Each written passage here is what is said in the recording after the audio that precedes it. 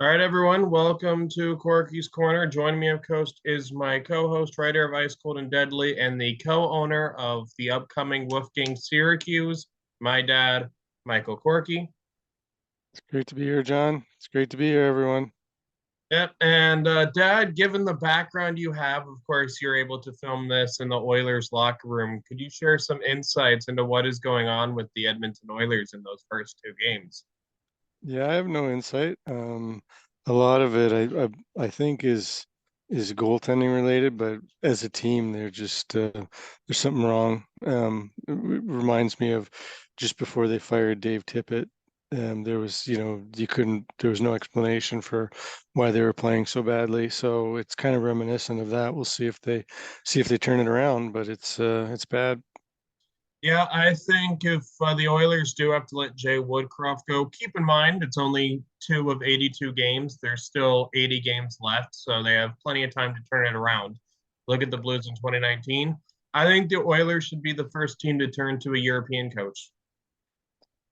European coach. Well, I'm not against it, but they were I mean they definitely need someone who specializes in defensive structure, I think. Yeah, I would agree. I think also maybe they should. I'm not gonna pretend I'm a fan of Darnell Nurse at this point. He got absolutely walked multiple times in the highlights I saw of the Oilers. And as someone, I'm not an Oilers fan, but they're my number three team. I don't really like the way Darnell Nurse kind of plays defense. And I think him making $9 million is a big reason why the Oilers struggle defensively year in, year out. Yeah, I mean things that happen on the ice are usually preceded by either good decisions or bad decisions. And let me open up the can of worms and whip ass on Ken Holland, who is on my shit list. Number one, he did not sign a competent goalie, it appears. Five times five for Jack Campbell. Just sort of took what was left on the market and look how that's turning out. But you know how like they talk about people who are doing like really good things and man, that guy's playing 3D chess. Well, Ken Holland kind of played a game of reverse 3D chess. What he did, as it relates to Darnell Nurse, is he traded uh, for Duncan Keith because the Blackhawks were trying to get rid of that salary, and Holland wanted they wanted an experienced defenseman. So that was a fit, but basically they gave up an asset, and they didn't require Chicago to retain even one dime of salary cap. Not one dime. If you look at similar deals that are being done now, when teams are trying to get rid of cap, they will almost always have some retention. So what they did is they allowed in this game of 3D chess, they allowed Duncan Keith to get off the Chicago books, and that opened up the space for the Chicago Blackhawks to sign as a free agent Seth Jones, for how much? $9.25 million. Therefore, setting the market that summer for first pairing defenseman. What did Darnell Nurse turn around and sign for? 9.25. So he backed himself into about $2 million more, at least $1.5 million more than he needed to for Darnell Nurse, and they're paying the price now. Yeah, I would agree. And another thing that I thought was really dumb about the Duncan Keith trade. It makes no sense. There was an expansion draft coming up where you can only protect three defensemen. Why did they wait until before the expansion draft to trade for Duncan Keith?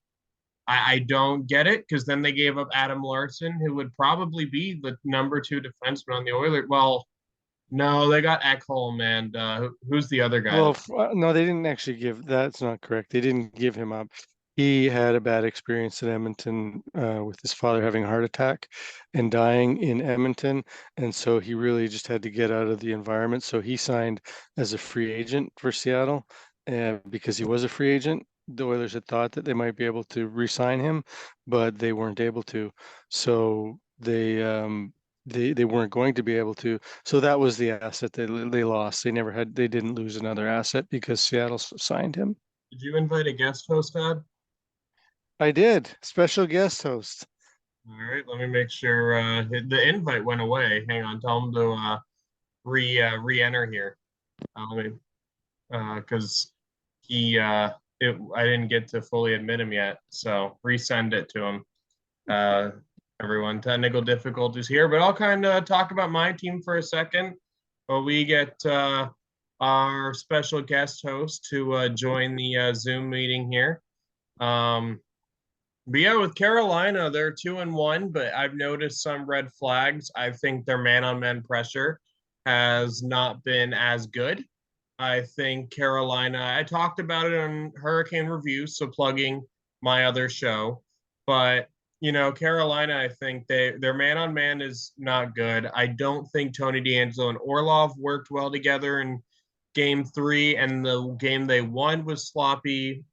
Game two against LA was sloppy, and Anaheim was also a bit of a sloppy game. Now, Dad, have you watched any of the Hurricanes thus far? Or?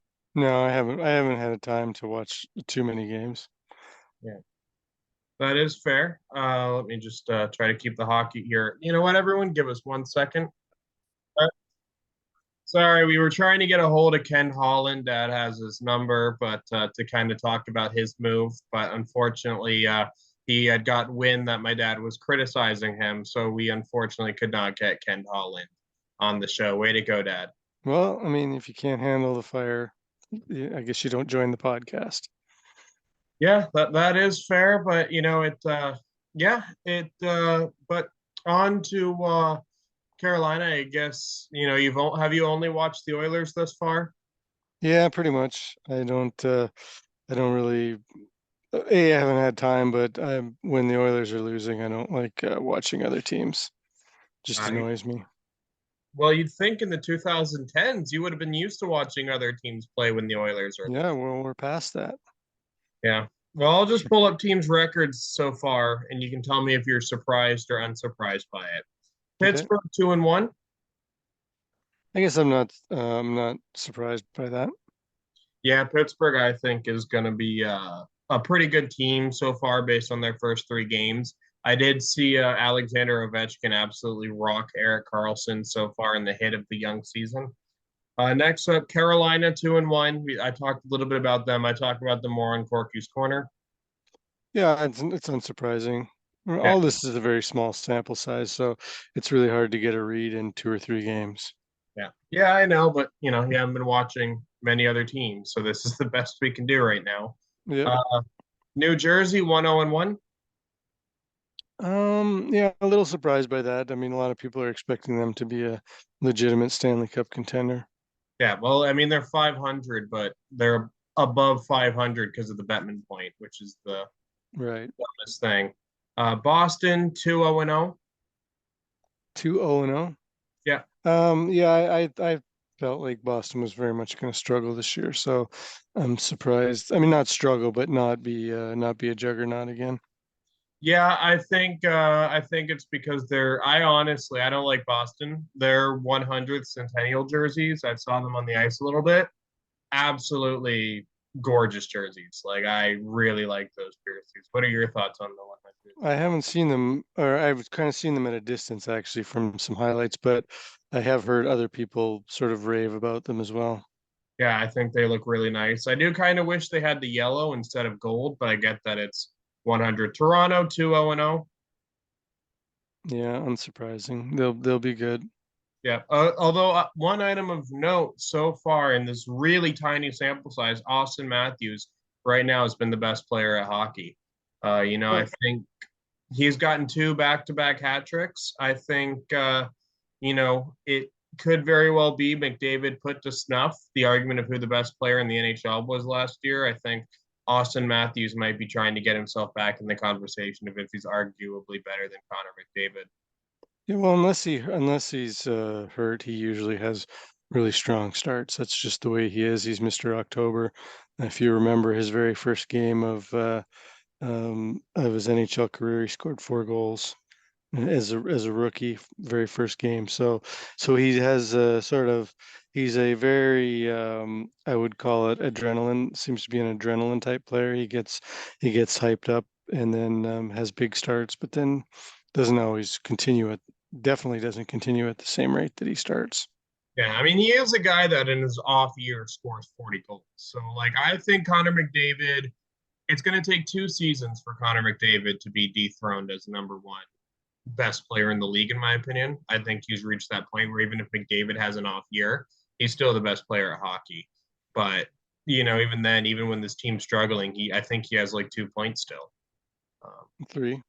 three. So, even I then, mean, yeah, I mean, he's still averaging a point and a half a game. So in a admittedly small sample size, but when his team sucks, so far he's still putting up points. So it's not like putting up points or being a good player is going to be a question for McDavid. yeah, It's whether they can put together the whole 200 foot game as a team. yeah. Yep, and then Ottawa 2-1-0, which I'm actually excited for. It's nice to see a fresh face. Way too early, but it's nice to see a fresh face in the Atlantic Division do well because the past 5 years has been Toronto, Boston, and Tampa. All right. Well, I expected my prediction was Ottawa was going to make the playoffs this year. Yeah, Montreal 1-0-1. Yeah, a little surprising. Yeah, they did lose to Toronto in overtime, and unfortunately, with the NHL app, I can't check who they played a few days before that to get that win. The Islanders, that's only one game, but they did win. That's just not even close to a sample size. Rangers won 1-0. Yeah, I mean, Yeah, mm, yeah, these are the sample sizes are too small, but we'll get down to the bottom two teams in the East. So Tampa is 1-2-0, which surprises me in a little bit. But my whole thing with Tampa is when you see teams like the Islanders or Montreal or now Tampa Bay that are so good for so long, the drop is just a plummet because they play so much hockey, their bodies basically say enough. So with Tampa being 1-2-1, do you think it's just based on the sample size? Do you think we could be seeing kind of Tampa's escalate? depends who they played, but I think they're still going to be a playoff team, and I think they're going to be good. It Yeah, doesn't really surprise me that maybe they had a bit of a slower start than other teams. yeah. Give me 1 second, Dad. I apologize. I got to go plug in my computer. All right. And then the two teams that are winless after 2 games are Buffalo and Florida. What are your thoughts on that? I'm not surprised. Actually, I'm a little bit surprised by Buffalo, but again, they might be in the same boat as the Oilers where it's just, everything went wrong. But I am expecting Buffalo to make the playoffs. So that's a bit of a surprise. In Florida, I think they're streaky, so that doesn't surprise me. Yeah, Florida, I think Buffalo and Florida both get into the playoffs. I think this is a year where only 3 teams from the Metro get in. Um, but especially with Boston being 0-2-0, I think that reaffirms that. But I mean, Florida, you never know because they were so choppy in the regular season. I imagine Matthew Tkachuk. I think he's back for game one. I don't know how you completely heal from a broken sternum the way you do, but yeah, that's the thing. It's like because they did poor in the regular season, that may just be their record. Now I'll try to find. So Colorado 2-0-0. What are your thoughts on that? Unsurprising. Yeah. Your team, the Vegas Golden Knights, are 3-0-0. Yeah, I guess I'm not surprised. Any thoughts on that? Um, I don't like them, so we'll leave it at that. All right. Vancouver. Do you think Vancouver is going to be a playoff team this year after watching them for 2 games, or do you No, I think? mean I don't think so, and that's why I think the Oilers might be in big trouble is because Vancouver's not a playoff team. So if Yeah. they're losing to non-playoff teams, then they got big problems. It could just be a case where Vancouver just happens to have their number. Like they match those players match up well against Edmonton's players, especially with Pedersen trying to play for a contract. Yeah. And then a lot of teams are 1-1. And then Seattle is 0-2-1, which surprises me a little bit. I thought this would be a year that they pick up and kind of move forward momentum. So I'm a little bit surprised to see them winless in 3 games. Yeah, it's early days, but they may regress. They may have just gotten sort of over their head a little bit last year and gotten good results, and they may regress. I don't think that they did a whole lot to improve themselves. They got Kyler Yamamoto, and he didn't do much for the Oilers. They lost Carson Soucy, who's a big presence on defense. So yeah, they may, but like I said, it's early. Yeah, no, I mean, this is the time of the year to be reactionary and kind of speculate what's going to continue and what's not. I think when you get into the end of October, that's when it's like, oh, this team could be having a disappointing season. But it is fun to kind of speculate on. Although I'm sure you're not having fun speculating on this, considering what's going on with Edmonton and this brief speculation. But I wouldn't bet money against McDavid turning it around. He's too good of a player to miss the playoffs, and they're not going to go 82-0. So it is what it is. But Dad, if I have a question, if you're Ken Holland and you see these 2 games, what do you do? Well, yeah, I mean, if I'm the GM, that's a different question than if I'm Ken Holland. Ken Holland always is basically overly patient to a fault. That's why he really hasn't won a whole lot in his career. He's got a plan that's sort of slow and steady, but very seldom does it ever win the race. I mean, he gets good teams, where he'll have players that are ready for the NHL play in the minors for an extra year or two, and then it costs money down the road because now you're paying their second contract when and not gotten full value for their entry level contracts. So if I'm the GM, and it's already apparently with the new president with the new CEO of hockey operations that they hired, Jeff Jackson. Apparently, what I'm hearing is that he's given a directive that if the goaltending situation hasn't improved in the first 5 games, then he's given Holland the directive to go out and make a deal for a goalie. So what you would have to give up to get a competent goalie mid-season would be astronomical. But I don't think that they're going to be, I don't think Holland's going to be allowed to be patient this year. I don't know how much I would change the team right now. I might, I mean, if it was me, I might try and trade Darnell Nurse, but that would be very politically incorrect because he's excellent buddies with Draisaitl and McDavid, and that would sort of not sit well with them and hurt the chances of re-signing them. But I feel like Darnell Nurse, for not because he's not a good player, he's a pretty darn good player, but he's nowhere near worth $9 million, and it's really been a drag on the team because they're running a 21 man roster because that's all they can afford. Because if, for the amount that they're paying for Nurse, they could afford the two players to fill the roster, or even have gotten a good fourth line center or whatever. So I might try and move out a big contract. That's what I might try and do, but in season, that's going to be brutal. Before we get into our more fun topic, I do want to point something out because you touched on the nose. So I don't agree with everything he says, but Alan Walsh pointed out that the NHL, like, what is the big thing the players get when the NHL expands? More players. With the cap staying flat and teams like the Oilers having to have 21 people on their roster, how many jobs are being cost by the flat cap right now? Yeah, then they're not the only team like that. There's probably another 20 players that could be added. 23 exactly. Yeah.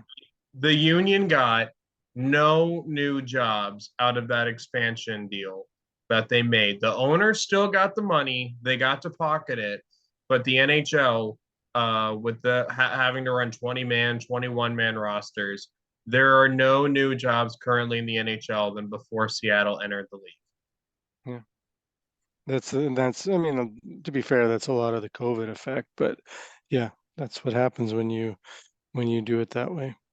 Yeah, if I were the union, you absolutely wouldn't like this. I would try to negotiate that every team has to have 23 men so you can't get screwed over through a flat cap like that again with your jobs being taken away just because of a flat cap.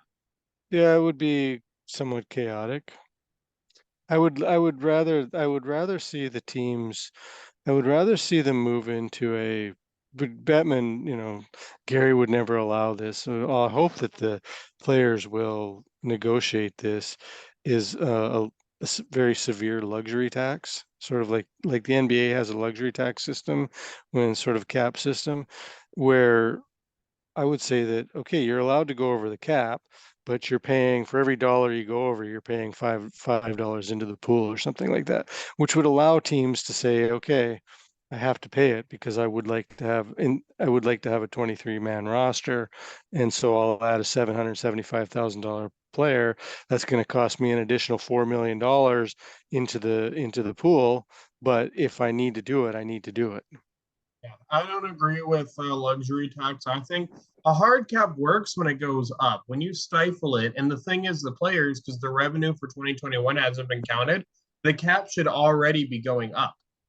So, like, the cap could have and should may potentially have already been up because the players may have already paid the NHL what they're owed. And the players don't get that money back because Gary Bettman has negotiated it to where the cap can only jump 15%. So it's not like the cap's going to jump 30 when the calculated that's already been paid off. It's 5%. First of all, it'll be paid off sometime this year. So, and then the most it can jump is 5% next year. Yeah, and that's like if like so the players may not ever like it'll take years before the cap jumps up to what it was for when the players have paid off all the money because it's supposed to be 50-50 revenue. The players might not be getting their 50-50 revenue if they have already paid them off.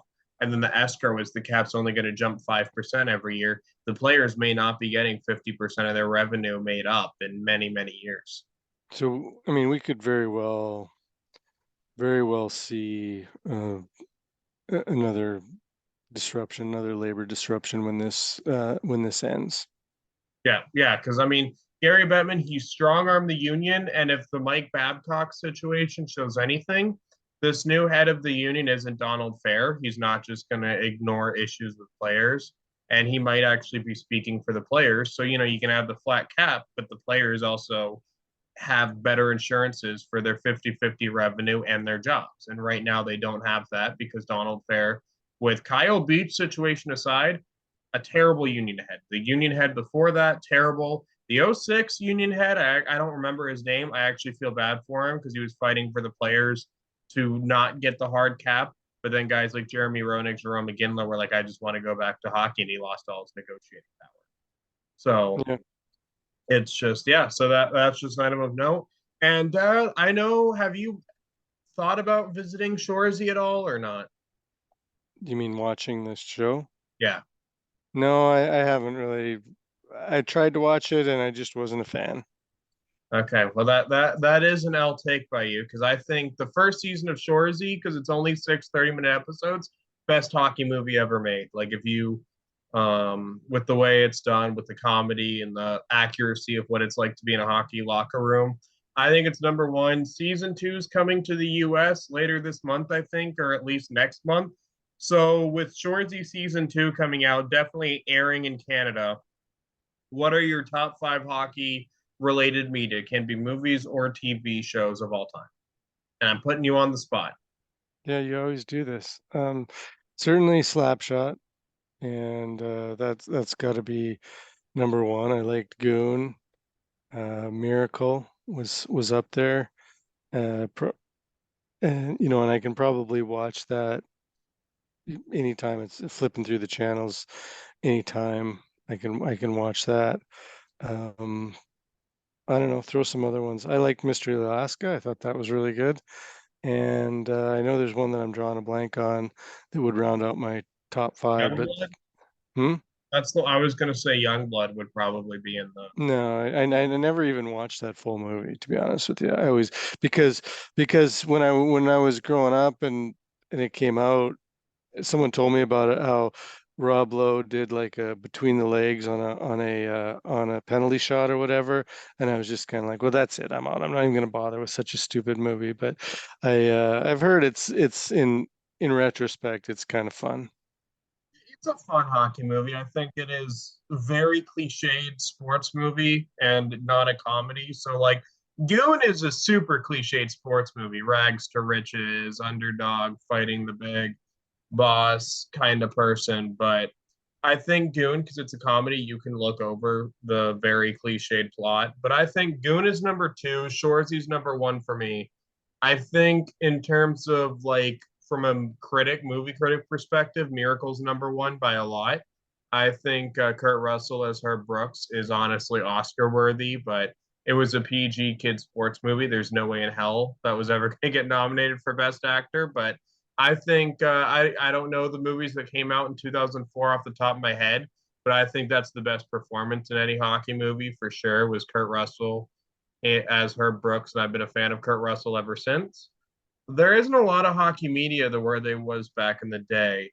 Um, the I'm not even kidding. I think the best Stanley Cup documentary was actually made by the Carolina Hurricanes. Um, so and just, all right. We got a co-host joining us after all. Won't be Ken Holland, but he's just being connected right now. So yeah, but and then Youngblood would also be there, and yeah, so we got someone joining. If he can connect his audio in. Hello, Uncle Owen.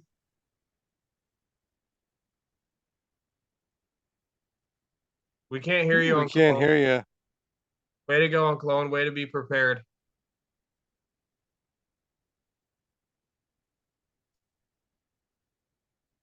All right, you may not be able to see him the way this records, but we do have a third host here. Maybe we can get him on for a full episode at some point, but um, unfortunately, he's not able to connect his audio at all, which is very typical. There he There he is. is. There we go. There we Yeah, go. we wanted to bring in an expert on the Oilers since I'm more of a layman. Uncle Owen, what do you think of the Oilers start so far this year? No need to panic until tomorrow night in Nashville. Are you going to the game? No, I'm way too busy. I usually I was like, oh, I put it on my calendar, and I was like, well, it could happen, but I'm like, I'm just so busy at work here. I mean, it's possible, but then it's just like we're both super busy. The next game I think is I don't. Am I going to see them in the Tampa? Did you watch the games? First period on Saturday, and then I fell asleep. Typical. Well, you're not much of a hockey pundit. Dad, I thought you were I thought you wanted to bring in an expert here, and this is what you bring to the pod. How about the West Coast, brother? He said no when we joked earlier. So there is a third. Of course, my dad has a second brother. For those that don't know, when we were joking earlier in the podcast about Ken Holland not wanting to join our podcast, it was actually my uncle. He didn't want to join. Well, we're getting your room ready, Jonathan. That's what we've been working on today. We're going to get a sofa so we can drink beers down here. Yeah, I'm ordering some legs for that. We've got your bed here. Little bit of behind the scenes for everybody in the post production meetings. Yes, there's your desk for doing Wolfgang Bakery. It's That's going to be the Wolfgang, as in Wolfgang. Wolf, you know. Yeah, that's what I said. And then this here will be the sofa. I got to order some legs. They're coming from Amazon tomorrow. 4 legs. Yeah, of course. Amazon. Where else did you get them from? 4 yeggs. That's right. I didn't want to cut 2x4s and do them. I wanted them to look a little nicer than that. And then you got a queen size bed right here. That's and perfect. We're doing we just bought a duvet cover for it. So it's forcing us to empty out the garage, which has a whole bunch more stuff. And what concert are you going to? Mayhem and Cannibal Corpse. Wow, that sounds like a real winning ticket. It is. Thank you. I'm glad you agree. I've got extra double earplugs in for that one. Do we have tickets yet? No, I'll have to order them on Thursday when I get paid. Oh, well, is it GA? I hope. Probably. Yeah, I mean, it's the bands are going to be smaller than the ones we saw last time I was there. Oh, really? Yeah. But Uncle Owen, have you watched Shorzy at all? I've heard of it. All right. Well, in honor of season 2 coming out soon and being released in Canada, we're discussing the greatest hockey media stuff, can be movies or TV shows. For you, what is the greatest hockey piece of media of all time? Well, from a guy who's never watched Slapshot, I couldn't tell you. What about Miracle? There's other options. I did see that one. That was a good one, actually, if I remember. If I remember, that was the guy that looked just like Herb Brooks, right? That was his name? Yeah, Kurt Russell. Yeah, he looked very good in that one. He looked just like him. Yeah, that was a good movie, if I remember. Yeah. Rah, rah, rah, USA, right? Did you ever see Goon? Yes. Yeah. Yes, the blonde-headed guy. That was good. That was kind of funny. I don't really remember much about it. Mystery Alaska, how about that one? Yeah, we both. I named that one. We're all on the same page pretty much with our favorite hockey movies. But I couldn't tell you anything about them. I just remember kind of one little part in each one. That's it. Yeah. So, but all right, everyone. Unfortunately, we're running low on time here, so that this will be where we cut the podcast off. Hopefully, my dad can, follow the NHL a little bit more if the Oilers start winning. If you guys want a reason to cheer for the Oilers, it's so my dad can actually be productive when talking about the hockey season as a whole. Here, we'll try and find more productive guest hosts, guys that have seen hockey movies and don't fall asleep after the first period of one of the two games. 10:45, Jonathan. I'm in bed by 10:30. Just drink a Monster and tough it out like the rest of us on West Coast games. Well, tonight hockey is at 9:20 for me, so it'll be over by 10:30. I'll be home by 11, and then I'll be up till 1. So if you want to do our own thing, I'll be wired until about 1 tonight. We'll see. I'm going to be uploading this and everything. But all right, everyone, that's it for this podcast. Thank you guys so much for watching. If you guys like the content I'm producing on this channel, want more Owen on Korkie's Corner, like the video, and we'll see you guys next week. Stay horny, my This is friends. Jonathan Korkie reminding you to control the pet population by having your pets spayed or neutered. That too. That is also important.